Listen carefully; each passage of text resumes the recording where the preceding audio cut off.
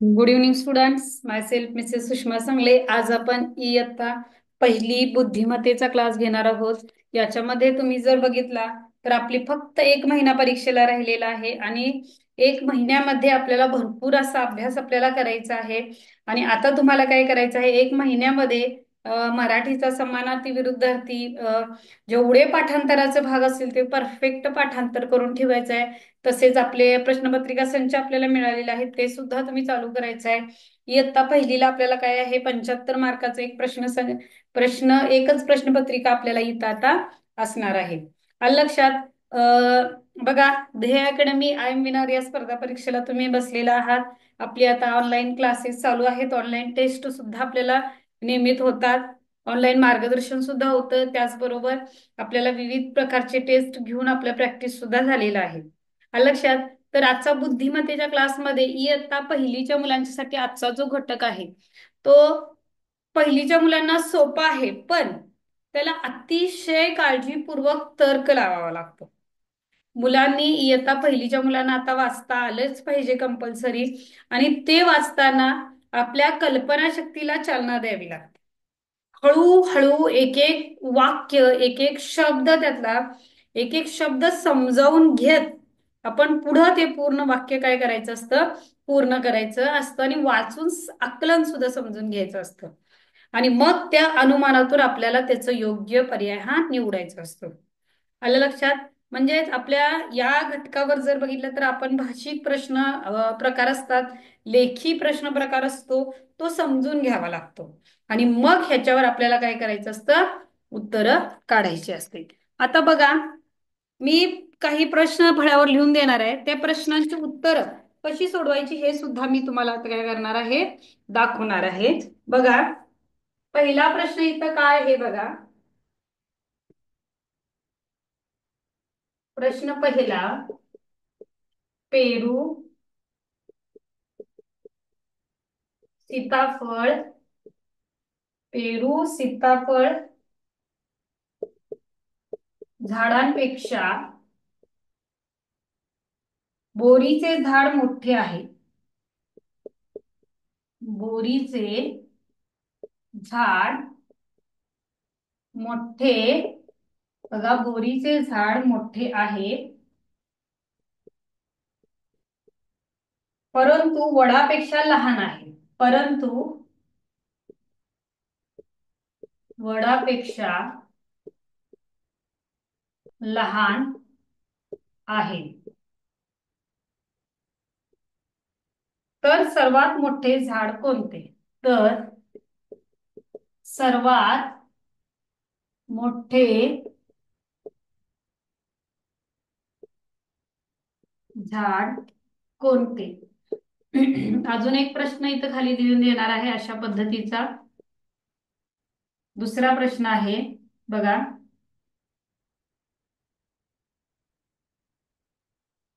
रमेश गणेश पेक्षा बुटका आहे. रमेश गणेश पेक्षा बुटका आहे.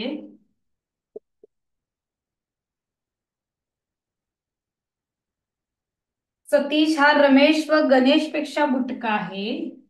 सतीश हा रमेश व गणेश पेक्षा बुटका आहे. गणेश पेक्षा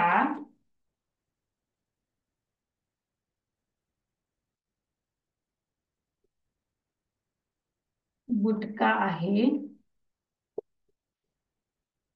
तर सर्वात बुटका कोण? तर सर्वात बुटका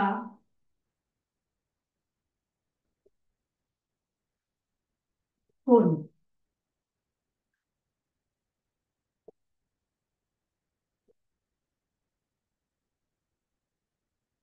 बघा, प्रश्न आपल्याला नीट समजून घ्यायचा आहे.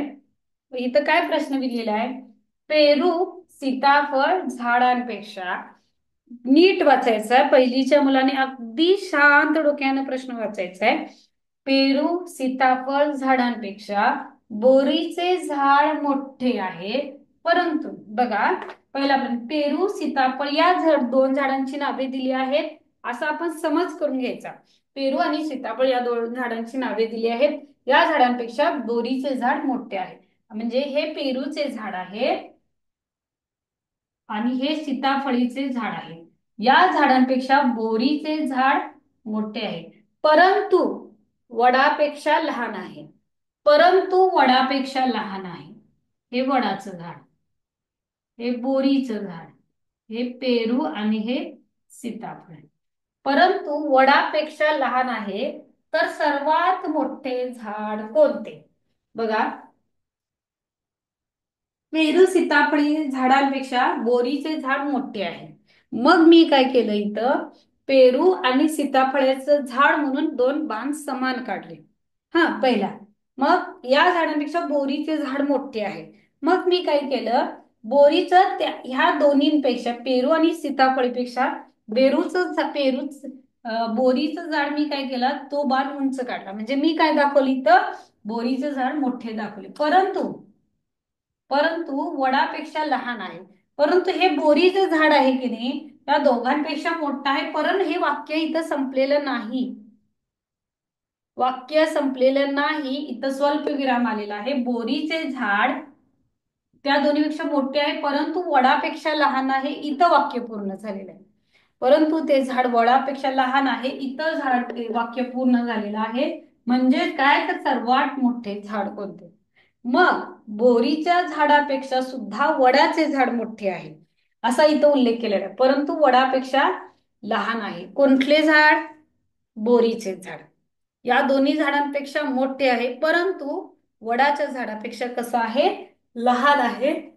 तर सर्वात मोठे झाड कोणते? म्हणून इथं वड, बोर, पेरू आणि सीताफळ असं मांडणी केलेली आहे. म्हणून वडाचं झाड इथं मी मोठं काढलेलं आहे आणि पेरूचं लहान काढलेलं आहे. मग इथं आपल्याला असे प्रश्न देतात, पेरू, सीताफळ, तिसरा पर्याय आहे बोर आणि चौथा आहे वड. मग सर्वात मोठे झाड कोणते? आपल्याला असे चार पर्याय देतात, 1 2 3 4. मग त्याच्यानंतर आपलं बरोबर पर्याय कोणता आहे? 4 नंबरचा वडाचे झाड. म्हणून इथं आपल्याला काय करायचं आहे, वडाच्या झाडाला काय करायचं आहे, गोल करायचा आहे. वडाच्या झाडाला काय करायचं आहे, गोल करायचा आहे. आलं लक्षात? तर अशा प्रकारे तुम्ही काय करायचं आहे, तर ही गणित नीट आकलन करून सोडवून व्यवस्थित लक्ष देऊन सोडवायचं आहे. आलं लक्षात सगळ्यांच्या?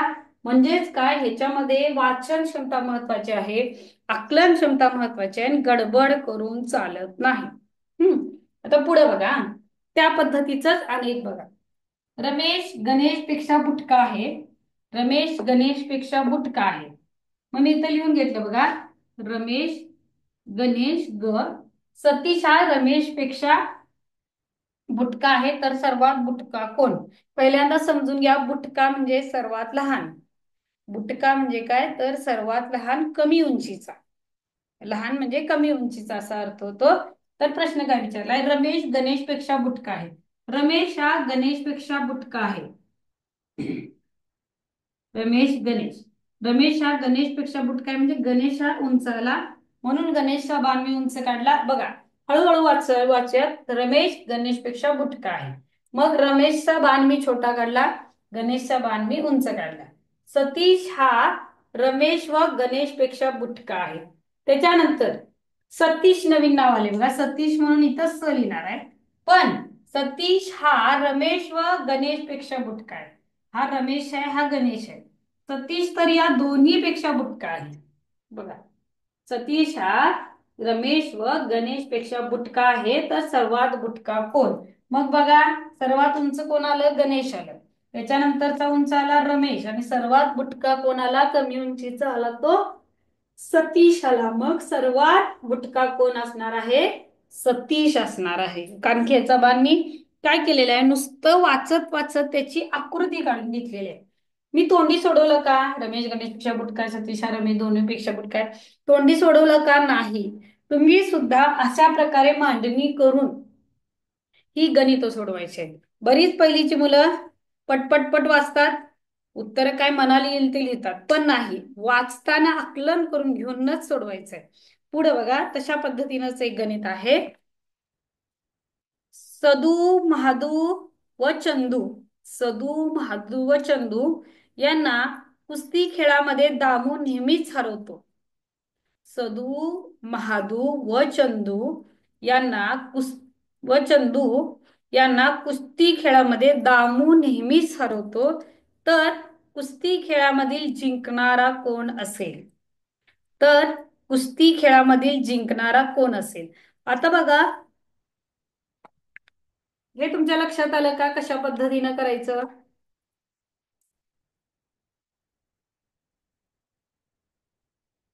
अशी बघा, रमेश गणेश पेक्षा बुटका आहे. मग मी तर रमेश व गणेश मांडून घेतलेला आहे. रमेश कमी उंचीचा काढला, गणेश त्याच्यापेक्षा जास्त उंचीचा काढला. कारण की रमेश हा गणेश पेक्षा बुटका आहे, म्हणजे कमी उंचीचा आहे. सतीश हा रमेश व गणेश पेक्षा बुटका आहे. मग सतीश सगळ्यात लहान काढला, तर सर्वात बुटका कोणाला? सतीश आला. पर्यायामध्ये सतीश किती नंबरला आहे हे आपल्याला काय करायचं आहे? लिहायचं आहे. आलं लक्षात? आता पुढचा प्रश्न बघा. ह्याच्यामध्ये पुढचा प्रश्न कोणता घ्यायचा आहे आपल्याला?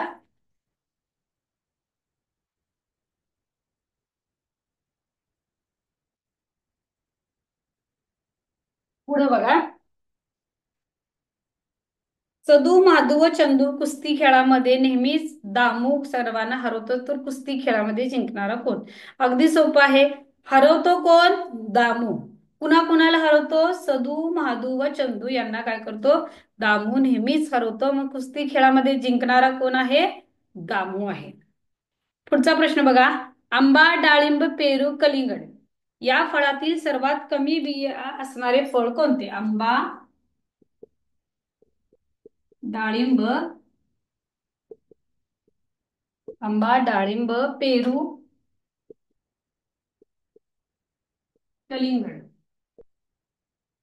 आंबा, डाळिंब, पेरू, कलिंगड या फळांमधील सर्वात कमी बिया फळ असणारे कोणते? पूर्ण प्रश्न, नीट प्रश्न 2 ते 3 वेळा वाचायचा. आंबा, डाळिंब, पेरू, कलिंगड या फळांमधील सर्वात कमी बिया असणारे फळ. आता आंब्यात काय असते? एकच कोय असते, तुम्हाला माहितीये. आंब्यात एकच कोय असते. डाळिंब मध्ये अनेक बिया असतात. डाळिंब मध्ये काय असतात? अनेक बिया असतात. पेरू मध्ये सुद्धा अनेक बिया असतात. पेरू मध्ये सुद्धा काय असतात? अनेक बिया असतात. कलिंगड मध्ये सुद्धा भरपूर बिया असतात. कलिंगड मध्ये सुद्धा भरपूर बिया असतात. तर सांगा, सर्वात कमी बिया कशामध्ये असतात?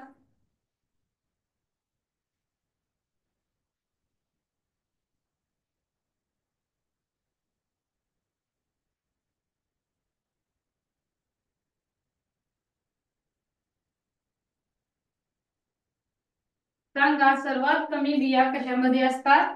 तर सर्वात कमी बिया ह्या आंबा या फळामध्ये असतात. आलं लक्षात सर्वांच्या? सर्वात कमी बिया आंबा या फळामध्ये असतात. पुढे बघा आता, सगळे प्रश्न या टॉपिक मधले सरावाचे सगळे प्रश्न मी तुम्हाला सांगणार आहे.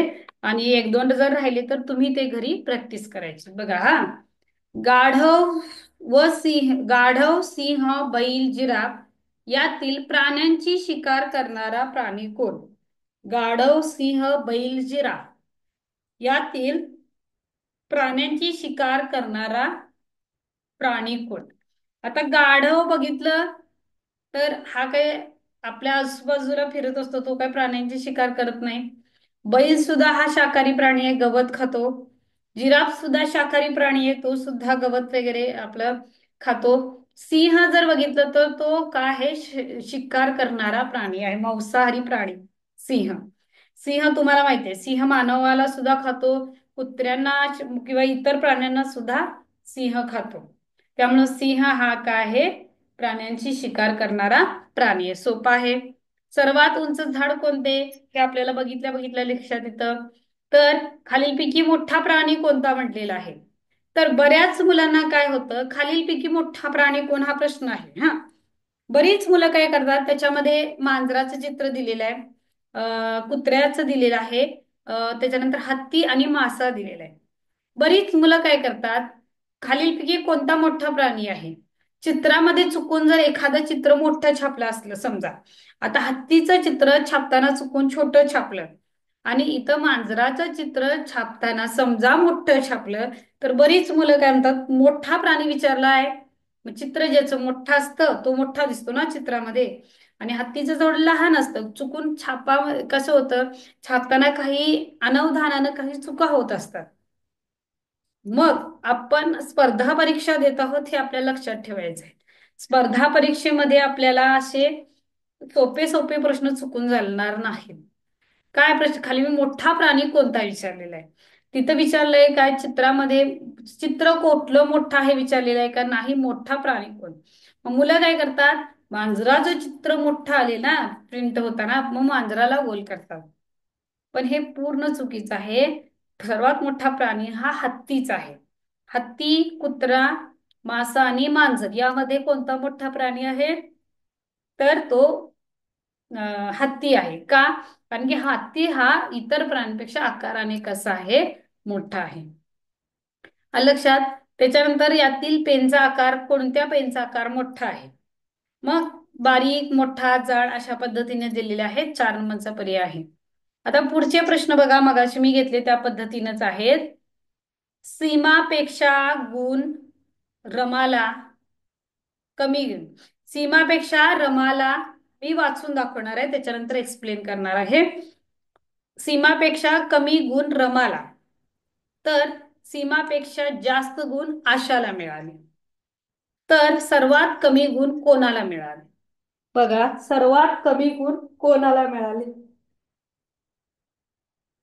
बघा, सीमा नाव लिहिलेलं आहे मी तर, तुम्ही सुद्धा अशा पद्धतीने सोडवायचंय. सीमापेक्षा कमी गुण, कमी गुण कोणाला मिळालेले आहेत? रमाला, म्हणून रमा खाली लिहिलं. हा, तर सीमापेक्षा जास्त गुण आशाला, सीमापेक्षा जास्त गुण आशाला, कारण की आशाला जास्त मिळालेत गुण. मग अशा पद्धतीनं आपलं काय झालेलं आहे, त्या पायऱ्या तयार झालेल्या आहेत. अशा पद्धतीनं आपल्या या पायऱ्या तयार झालेल्या आहेत. सीमापेक्षा कमी गुण रमाला, सीमापेक्षा कमी गुण रमाला म्हणून रमा खालच्या साईडला लिहिलं, सीमापेक्षा जास्त गुण आशाला म्हणून आशा वरच्या साईडला लिहिलं. तर सर्वात कमी गुण कोणाला मिळाले आहेत? तर सर्वात कमी गुण कोणाला मिळालेले आहेत? सगळ्यात खालच्या लाईनला कोण आहे? तर रमा आहे. सर्वात खालच्या लाईनला कोण आहे? तर रमा आहे. त्यामुळे सर्वात कमी गुण रमाला मिळालेले आहेत. आलं लक्षात? अशा पद्धतीनं मांडणी करून तुम्ही ही गणितं सोडवायची आहेत. पुढे बघा, सोमवार, बुधवार, गुरुवार, मंगळवार. बघा, सोमवार, बुधवार, गुरुवार,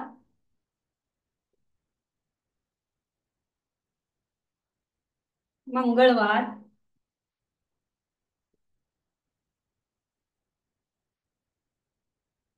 हे वार क्रमाने म्हटले तर शेवटचा वार कोणता आहे?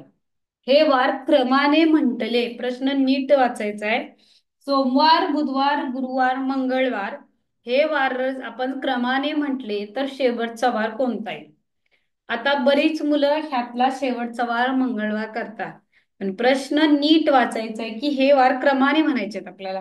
म्हणजे सोमवार, मंगळवार, बुधवार आणि गुरुवार अशा पद्धतीनं आपल्याला काय करायचं आहे, क्रमानं म्हणायचं आहे. आलं लक्षात? मग सोमवार, मंगळवार, बुधवार, गुरुवार क्रमाने म्हटल्यानंतर आपल्याला आलेला शेवटचा वार आहे तो गुरुवार आलेला आहे. कोणता वार आलेला आहे? गुरुवार. प्रश्न काय विचारलाय? सोमवार, बुधवार, गुरुवार, मंगळवार हे वार जर क्रमाने म्हटले तर शेवटचा वार कोणता येईल? हे वार आपण क्रमाने म्हटले तर शेवटचा वार कोणता येणार आहे? गुरुवार येणार आहे. ओके, नेक्स्ट बघा, घोडा, गाढव, ससा, मुंगी यांची शर्यत लावली तर कोण जिंकेल? बघा हा, घोडा,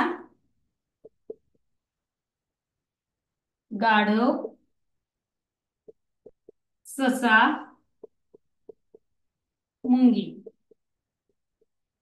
घोडा, गाढव, ससा, मुंगी. घोडा, गाढव, ससा, मुंगी यांची जर शर्यत लावली तर शर्यत कोण जिंकेल? त्यांची जर शर्यत लावली तर शर्यत कोण जिंकेल? सोपा आहे. ससा पण पळतो, मुंगी पण सशापेक्षा कमी पळते, गाढव पण कमी पळतो. तर सांगा बघू याच्यामध्ये सर्वात जास्त पळणारा प्राणी कोण? घोडा, गाढव, ससा, मुंगी मध्ये तर घोडा हा सर्वात जास्त पळणारा प्राणी आहे. घोडा हा काय आहे? सर्वात जास्त पळणारा प्राणी आहे. आलं लक्षात सर्वांच्या? तर पुढे बघा, पुढचा प्रश्न बघा. तर सातारा शहर बघा, प्रश्न नीट ऐकायचा आहे. सातारा शहरापेक्षा पुणे शहर मोठे आहे. सातारा शहरापेक्षा पुणे शहर मोठे आहे.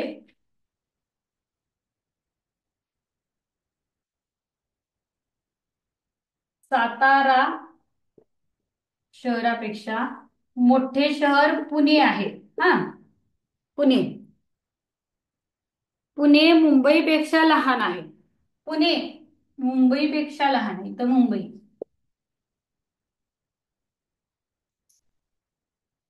सातारापेक्षा महाबळेश्वर लहान आहे. या सातारापेक्षा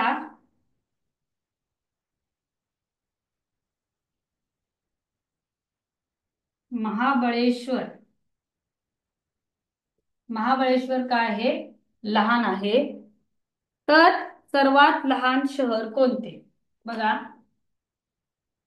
सातारा पुण्यापेक्षा लहान आहे म्हणजे पुणे मोठे आलं. पुणे मुंबईपेक्षा लहान आहे मग मुंबई मोठं आलं. पुणे हे मुंबईपेक्षा लहान आहे मग मुंबई मोठं आलं. पुन्हा पुढं काय विचारलंय? सातारा हे महाबळेश्वर पेक्षा मोठं आहे.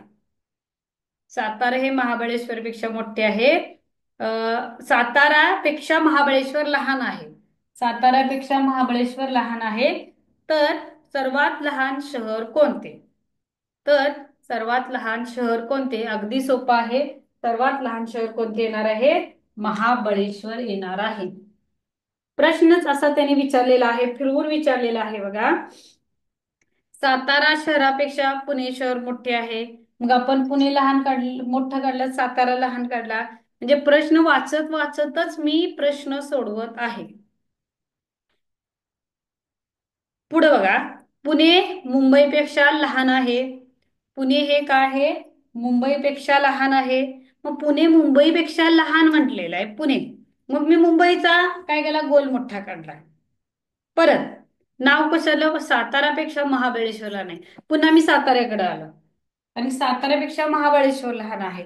मग सातारा मोठा काढला आणि त्याच्यापेक्षा लहान गोल मी महाबळेश्वरचा काढलेला आहे. तर सर्वात लहान शहर कोणते? मग सर्वात लहान गोल कोणता आहे? महाबळेश्वरचा. म्हणजे सर्वात लहान शहर कोणते येणार आहे? महाबळेश्वर. ऑप्शन नंबर 1 आहे महाबळेश्वर, 2 आहे पुणे, 3 आहे मुंबई, 4 आहे सातारा. ऑप्शन नंबर 1 महाबळेश्वर हे उत्तर बरोबर आहे. आलं लक्षात? तर अशा प्रकारे आपण काय करायचं आहे? तर्कसंगती व अनुमान. तर्कसंगती व अनुमान हे घटक आता आपण काय केलेलं आहे? शिकलेलं आहे.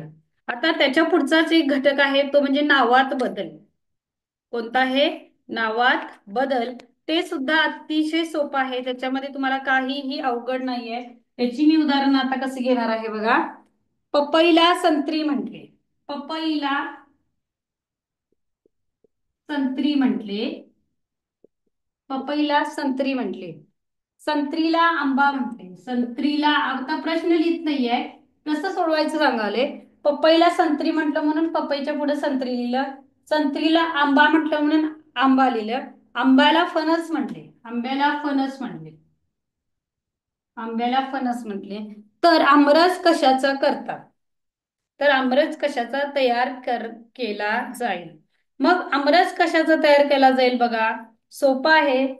पपईला संत्री म्हटले, संत्र्याला आंबा म्हटला, आंब्याला फणस म्हटले. मग आमरस नेहमी आपण कशाचा करतो? आंब्याचा करतो, आंब्याचा आमरस.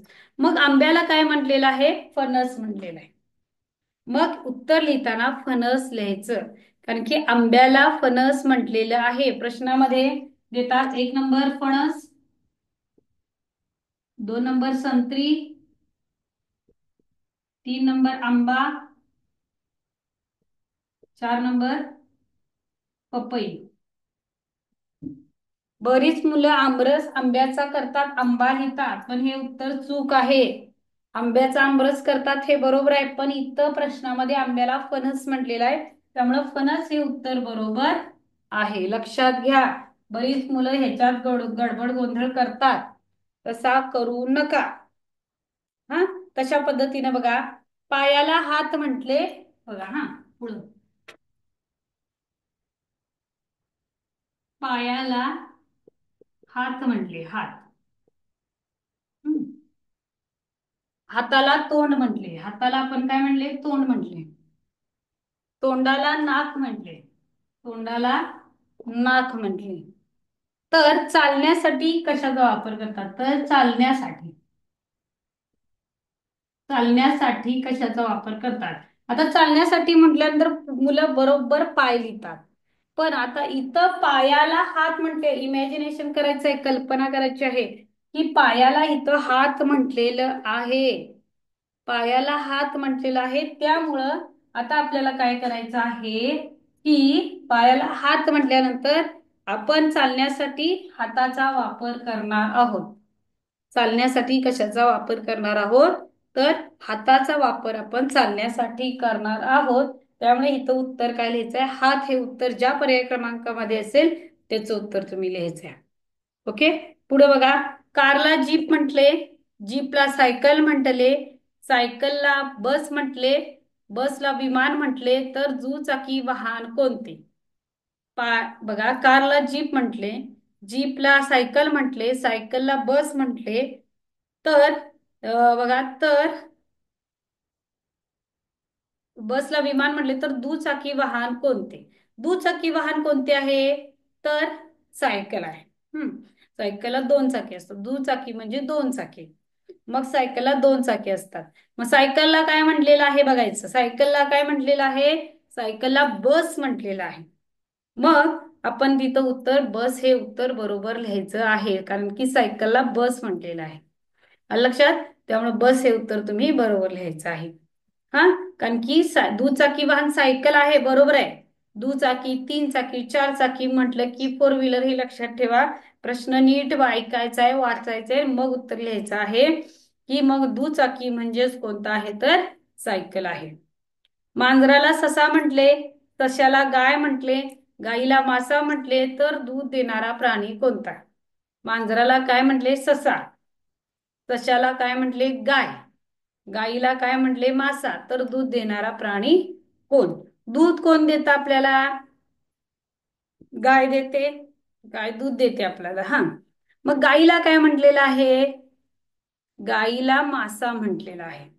म्हणजे इमॅजिनेशन करायचं, कल्पना फक्त करायची की आपल्याला बौद्धिक प्रश्न असे पडणारच. फक्त आपण कल्पना करायची. काय म्हटलेलं आहे? गाईला मासा म्हटलेला आहे. तर दूध देणारा प्राणी कोणता असेल? तर दूध देणारा प्राणी हा मासा लिहायचा आहे. तर पर्याय क्रमांक याच्यामध्ये मासा हा 4 नंबरला आहे. पुढे बघा, ज्वारीला गहू म्हटले, गहूला बाजरी म्हटले, बाजरीला नाचणी म्हटले, तर चपाती कोणत्या धान्याची करतात? तर जर पालक हा व्हिडिओ बघत असतील तर मुलांना चपाती कशाची करतात? भाकरी कशाची करतात? पुरणपोळी कशाची करतात? वेगवेगळ्या पालेभाज्या, फळभाज्या ह्या माहिती करून देणं अतिशय आवश्यक आहे. कारण बऱ्याच मुलांना यात कन्फ्युज होतं की पालेभाज्या माहिती नसतात, पालक माहिती नसतो, पोकळा माहिती नसतो, माठभाजी माहिती नसते, की तुम्ही समजावून सांगायचंय. तसेच दुधी भोपळा माहिती नसतो, कोबीस माहिती नसतो, भेंडी सुद्धा माहिती नसते. आपण कधी कधी इंग्लिश मधून त्यांना सांगतो, पण मराठीमध्ये सुद्धा त्यांची नावं माहिती असणं गरजेचं आहे. लक्षात बघा, ज्वारीला गहू म्हटले, गव्हाला बाजरी म्हटले, बाजरीला नाचणी म्हटले, तर चपाती कशाची करतात? तर आपण नेहमी चपाती करतो ही गव्हाची करतो. मग गव्हाला काय म्हटलेलं आहे? ज्वारीला गहू, गव्हाला बाजरी म्हटलेला आहे.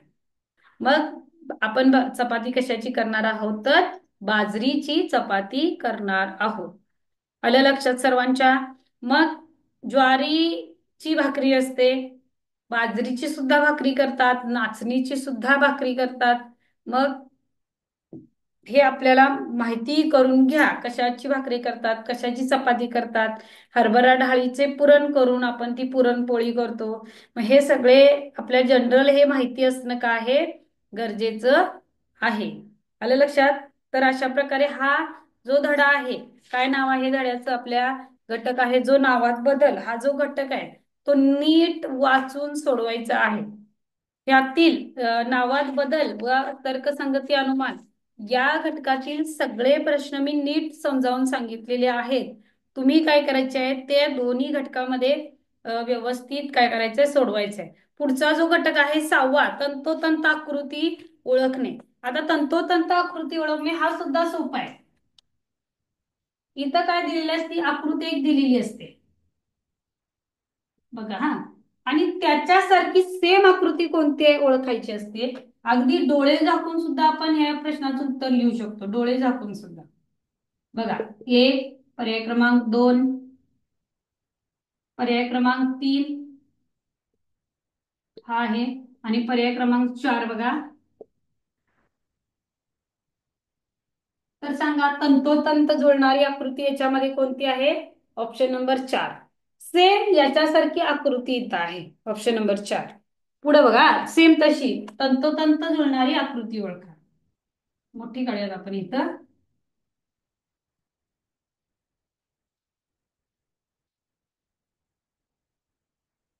पर्याय क्रमांक 1 बघा, पर्याय क्रमांक 2, पर्याय क्रमांक 3, पर्याय क्रमांक 4. तर तंतोतंत जुळणारी आकृती विचारलेली आहे, म्हणजे सेम याच्यासारखी दिसणार. बरीच मुलं पहिल्याला गोल करतात आणि रिकामी होतात, 1 2 3 4, आणखी पहिली आकृती आणि ही आकृती सेम दिसते, पण नाही. पहिल्या आकृती बघितला तर झेडचं तोंड या साईडला आहे, दुसऱ्या आकृतीचं बघितला तर त्याच्या ऑपोजिट साईडला झेडचं काय आहे, तोंड आहे. त्यामुळे पहिली बसत नाही, दुसरी नाही, चौथी नाही, तिसरी आणि पहिली आकृती प्रश्नाकृती सेम आहे बघा. ही प्रश्नाकृती म्हणतो आपण याला, प्रश्नाकृती. पहिली आणि तिसरी आकृती याच्यामध्ये सेम आहे, याच्यामध्ये पहिली आणि शेवटची आकृती सेम आहे. तंतोतंत जुळणारी आकृती, एवढं सोपं आहे बघा, हे एकदम सोपं आहे घटक, याच्यामध्ये काहीही बदल नाहीये. याच्याला आता जुळणारी आकृती शोधायची आहे. पहिला पर्याय, दुसरा, तिसरा, चौथा. तर या आकृतीला तंतोतंत जुळणारी आकृती ही 2 नंबरची आहे. फक्त इथं कमी जाड मोठे झालेले आहे, पण ही आकृती सेम या आकृती सारखी आहे. इथं गोल आहे, इथं नुसता त्रिकोण आहे, इथं स्टार आहे, चांदणी, पण ती आकृती त्याला काय होत नाही, मॅच होत नाही. म्हणजे तंतोतंत जुळणारी आकृती ऑप्शन नंबर 1 आहे. आता तंतोतंत आकृती जुळणारी हा घटक अतिशय सोपा आहे, त्यामुळे या घटकामध्ये राहिलेले एक 4-5 फक्त प्रश्न आहेत, ते तुम्ही घरी प्रॅक्टिस करू शकताय. आता तुम्हाला जो मी घटक शिकवला, तर्कसंगती अनुमान नावात बदल, त्या दोन्ही मधले सगळे प्रश्न मी सोडून दाखवलेले आहेत. मात्र तंतोतंत आकृती जुळणारी 2-3 प्रश्न सोडवले, 4 प्रश्न राहिलेत. अगदी सोपी आहे ही, डोकं चालून तुम्ही सोडवायचंय. आणि आता जे तर्कसंगती व नावात बदल शिकवलेत मी शिकवलेलं आहे, पण तुम्ही सोडवताना तुम्ही स्वतः तर्क लावून व्यवस्थित आकलन शक्तीनं सोडवायचंय. लक्षात? आज आपण इथंच थांबूया. आज इयत्ता पहिली बुद्धिमत्तेचा क्लास आपण घेतलेला आहे, त्याच्यामधले जे घटक झालेले आहेत ते नीट वहीमध्ये सोडवायचे आहेत, पुस्तकामध्ये सोडवायचे आहेत. प्रश्नपत्रिका आले असतील तरी सोडवल्यात तरी चालतात. Okay, thank you.